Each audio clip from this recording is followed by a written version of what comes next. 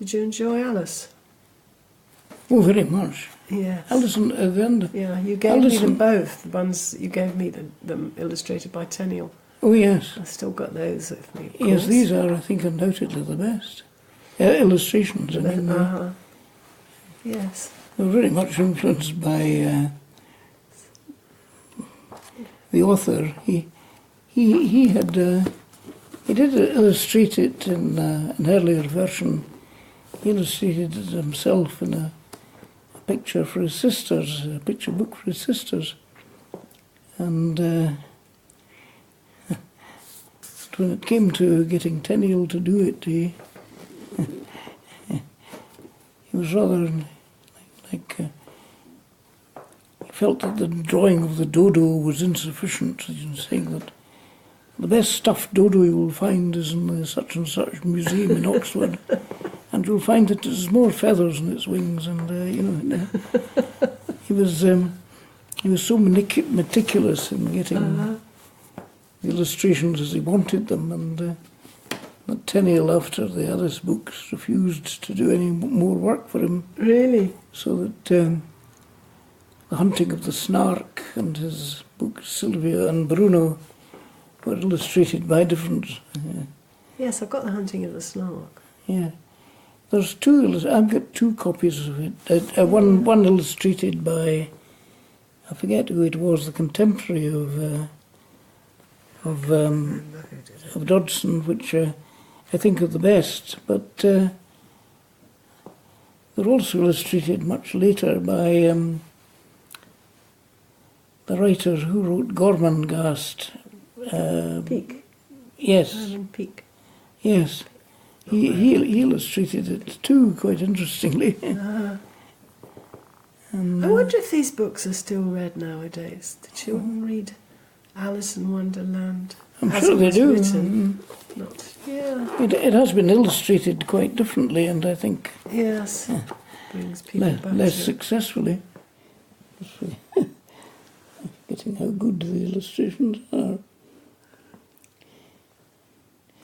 Alice was beginning to get very tired of sitting by her sister on the bank and of having nothing to do.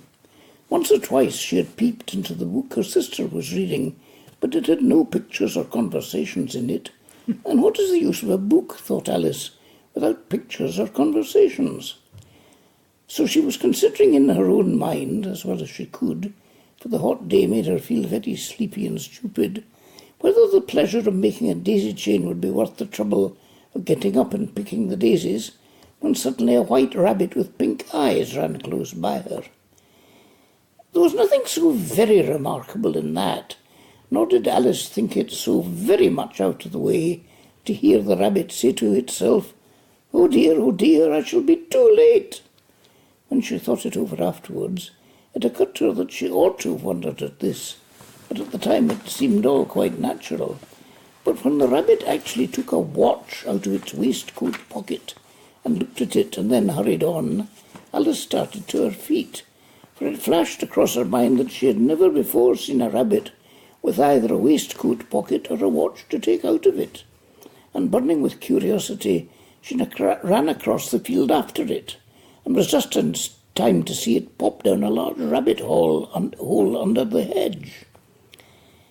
In another moment, down went Alice after it, never once considering how in the world she was to get out again. The rabbit hole went straight on like a tunnel for some way, and then dipped suddenly down, so suddenly that Alice had not a moment to think about stopping herself before she found herself falling down what seemed to be a very deep well.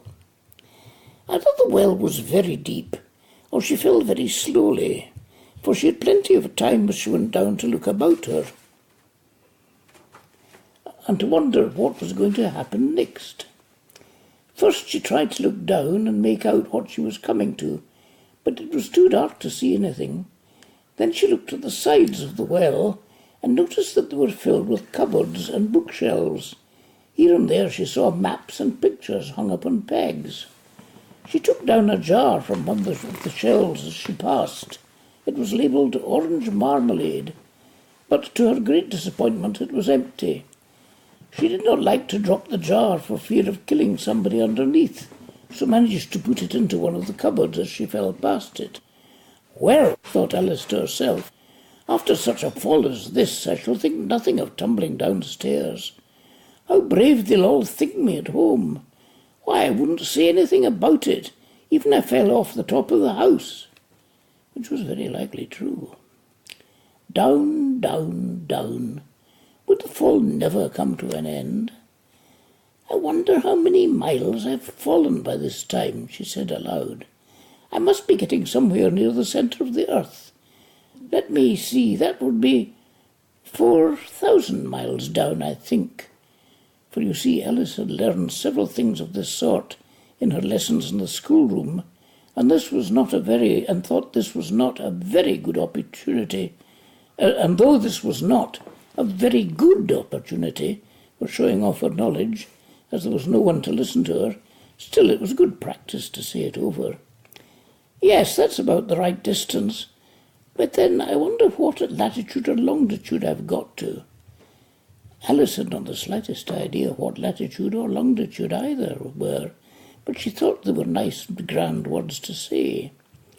Presently she began again, I wonder if I shall fall right through the earth.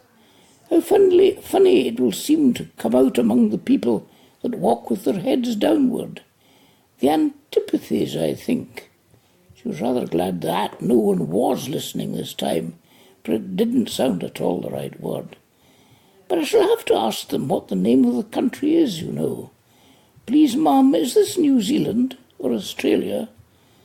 And she tried to curtsy as she spoke. Fancy curtsying as you're falling through the air.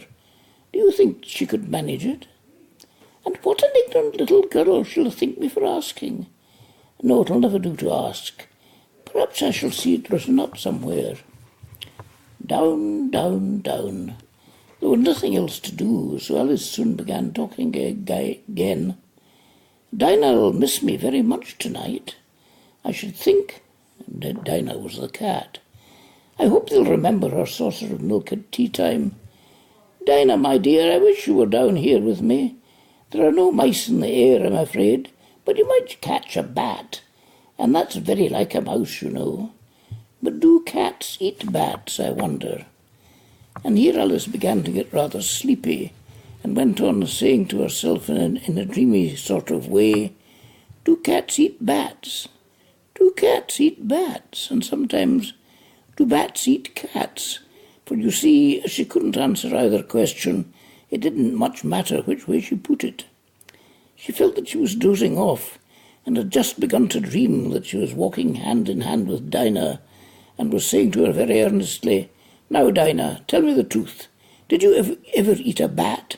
When suddenly, thump, thump, down she came upon a heap of sticks and dry leaves, and the fall was over. Alice was not a bit hurt, and she jumped up on her feet in a moment. She looked up, but it was all dark overhead.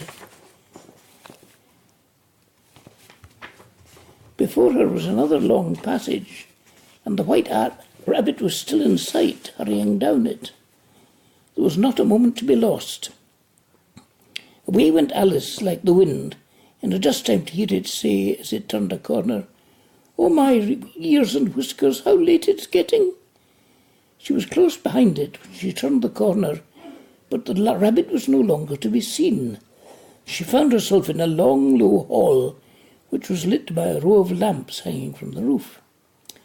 There were doors all round the hall, but they were all locked, and when Alice had been all the way down one side and up the other, trying every door, she walked sadly down the middle, wondering how she was ever to get out again.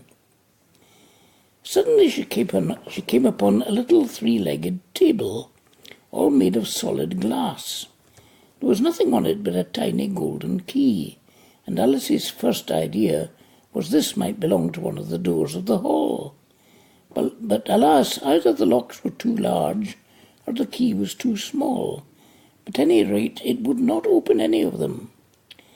However, the second time round, she came upon a low curtain that she had not noticed before, and behind it was a little door about 15 inches high. She tried the little golden key in the lock, and to her great delight it fitted.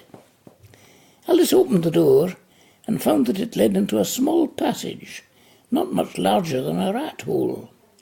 She knelt down and looked along the passage into the loveliest garden you ever saw. How she longed to get out of the dark hall and wander about among those beds of bright flowers and those cool fountains, but she could not even get her head through the doorway.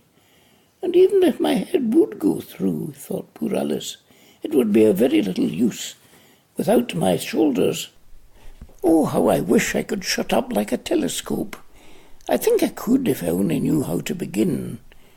For you see, so many out-of-the-way things had happened lately that Alice had begun to think that very few things indeed were really impossible.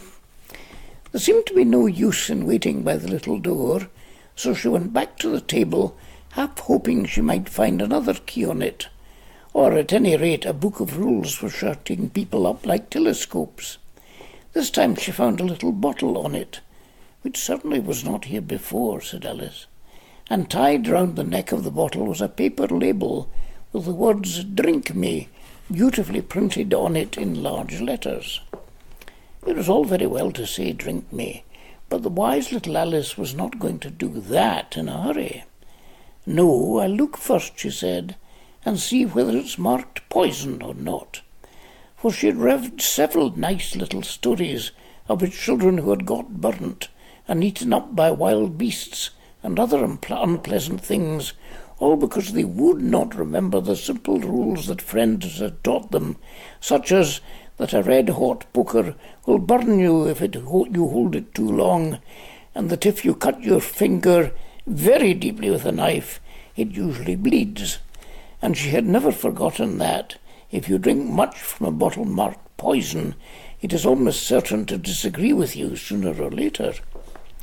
However, this bottle was not marked poison, so Alice ventured to taste it, and finding it very nice, it had in fact a sort of mixed flavour of cherry tart, custard, pineapple, roast turkey, toffee, and hot buttered toast. She very soon finished it off. "What a curious feeling," said Alice. "I must be shutting up like a telescope." And so it was indeed. She was now only 10 inches high, and her face brightened up at the thought she was now the right size for going through that little door to that lovely garden. First, however, she wanted for a few minutes to see if she was going to shrink any further.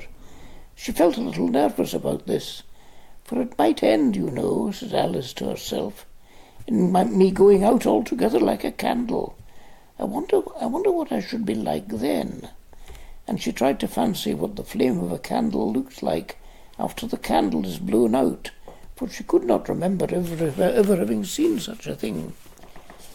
After a while, finding that nothing more happened, she decided on going into the garden at once.